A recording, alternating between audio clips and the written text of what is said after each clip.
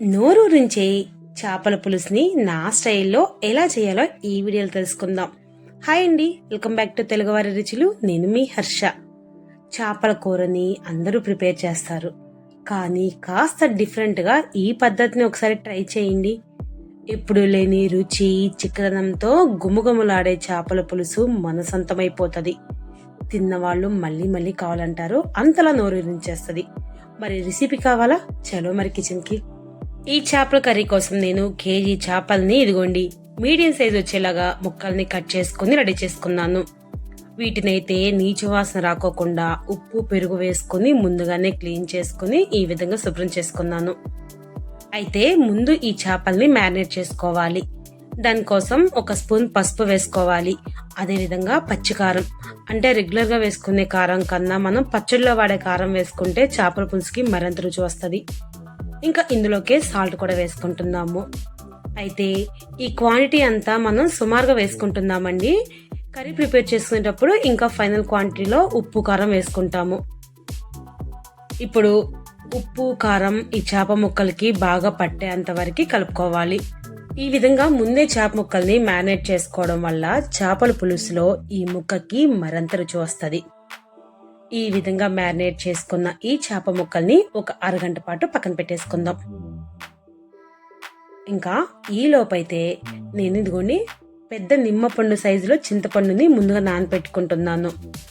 అయితే ఇక్కడ చింతపండుని వేడి నీళ్ళలో వేసి నానపెట్టుకుంటున్నానండి. ఇలా అయితే చింతపండు త్వరగా నానిపోతుంది. ఇంకా చింతపండు నానేలోపు నేను తీసుకుంది కేజీ చేపలు కాబట్టి నేను ఇక్కడ 4 వరకు ఉల్లిపాయల్ని ఇదిగోండి సన్నగా నిలువుగా ఈ విధంగా కట్ చేసుకుని రెడీ చేసుకున్నాను. ఇంకా మసాలా దగ్గరకు వస్తే మిక్సీ జార్లోకి 10 వరకు జీడిపప్పు, పచ్చి కొబ్బరి ముక్కలు, 1 స్పూన్ వరకు గసగసాలు మరియు ఇందులోకే కట్ చేసుకున్న ఒక టమాటాను కూడా ఇందులోకి వేసుకుని ఇప్పుడు మిక్సీ పట్టుకుంటే మనకు కావాల్సిన మసాలా పేస్ట్ కూడా రెడీ అయిపోతుంది. ఇంకా కుకింగ్ ప్రొసీజర్లో అయితే వెడల్పుగా ఉన్న పాత్రలోకి ఇదిగోండి ఈ పెద్ద గిన్నె అంటే సుమారుగా 100 గ్రాముల వరకు ఆయిల్ వేసుకుంటున్నాం. ఇందులోకి ఒక 1/2 స్పూన్ ఆవాలు, అదేవిధంగా చిటికెడు మెంతులు కూడా వేసుకుని కాస్త దోరగా వేయించుకోవాలి. ఇంకా కట్ చేసుకున్న ఆనియన్స్ని కూడా ఈ ఆయిల్లో వేసుకుని మీడియం ఫ్లేమ్లో పెట్టుకుని ఎక్కడ మాడిపోకుండా అటు ఇటు తిప్పుకుంటూ కాస్త రంగు మారేంత వరకు వేయించుకోవాలి. చేపల కూరని ఎప్పుడు వెడల్పుగా ఉన్న పాత్రలోనే వండుకోవాలండి, లేకుంటే కర్రీ ప్రిపేర్ చేసేటప్పుడు ముక్క చితికిపోతుంది. అందుకనే ఈ మాత్రం వెడల్పు ఉన్న పాత్ర అయితేనే మనకి కేజీ వరకు చేపలు ఉడకడానికి ఇబ్బంది లేకుండా ఉంటుంది. మనకి గ్రేవీ కోసం కాబట్టి 4 ఉల్లిపాయలు తీసుకుంటున్నాం. మరి ఎక్కువ ఉల్లిపాయలు వేసుకున్నా గానీ కూరకి తీపిదనం వస్తుంది.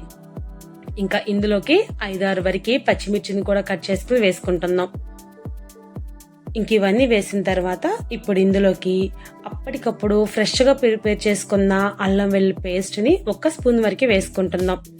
నాన్ వెజ్ ఐటెం ఏదైనా కానీ అల్లం వెల్లుల్లి పేస్ట్ ఫ్రెష్గానే ప్రిపేర్ చేసుకుని వేసుకోవాలి. అప్పుడే దానికి మరింత రుచి వస్తుంది. సుమారు ఒక 5 నిమిషాల పాటు వేయించుకున్న తర్వాత ఇదిగోండి మన ఉల్లిపాయలకు కూడా ఆటోమేటిక్గా రంగు మారిపోతుంది. ఇంకా ఇప్పుడు ఇందులోకి మనం ముందుగానే ప్రిపేర్ చేసుకున్న మసాలా పేస్ట్ని కూడా వేసుకుంటున్నాం. ఇది వేసుకున్న తర్వాత బాగా ఆయిల్లో ఫ్రై చేసుకోవాలి. అప్పుడే దానికి ఉన్న పచ్చివాసన పోతుంది. అదేవిధంగా ఆయిల్ అనేది ఈ మసాలా పైన తేలుతూ ఉండాలి. సో అప్పటి వరకు మీడియం ఫ్లేమ్లోనే ఉంచుకుని ఈ మసాలా అనేది వేయించుకుంటున్నాం.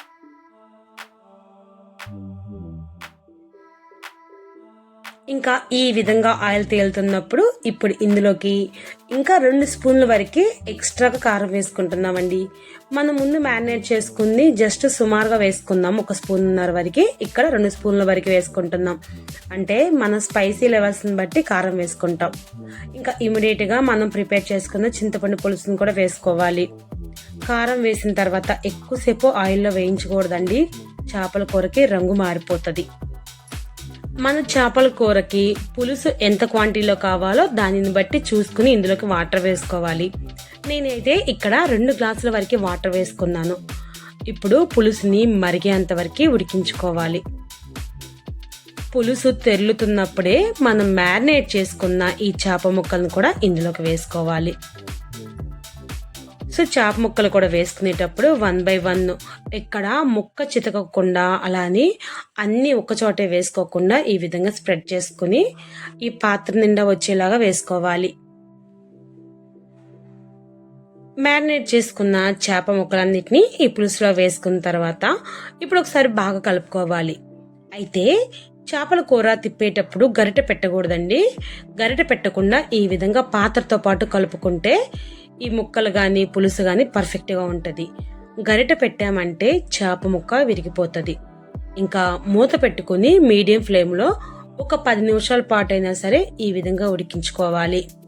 మరి ఎక్కువ హైలో పెట్టకూడదండి. మీడియం ఫ్లేమ్లోనే ఉడికించుకుంటే చాలా పర్ఫెక్ట్ క్వాంటిటీలో మనకి చేప ముక్క అనేది ఉడుకుతుంది. ఈ విధంగా ఇంకొకసారి కలుపుకున్న తర్వాత ఇప్పుడు ఎక్స్ట్రా ఫ్లేవర్ కోసం అయితే నేను పచ్చి మామిడికాయని తీసుకుంటున్నానండి ఇందులోకి వేసుకోవడానికి.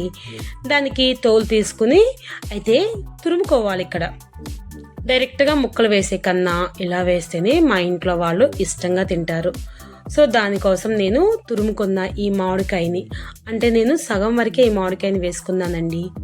ఈ మామిడికాయ తురుము వేసుకోవడం వల్ల చేపల కూరకి ఎక్స్ట్రా ఫ్లేవర్ అనేది యాడ్ అవుతుంది.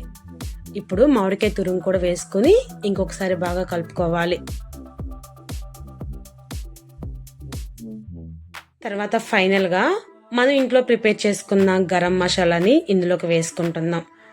గరం మసాలాతో పాటు కట్ చేసుకున్న కొత్తిమీరని కూడా వేసుకుని ఇంకొక 2 నిమిషాల నుంచి 3 నిమిషాల పాటు ఉడికించుకుంటే మనం ఎదురు చూస్తున్న గుమగుమలాడే స్పెషల్ చేపల పులుసు రెడీ అయిపోతుంది.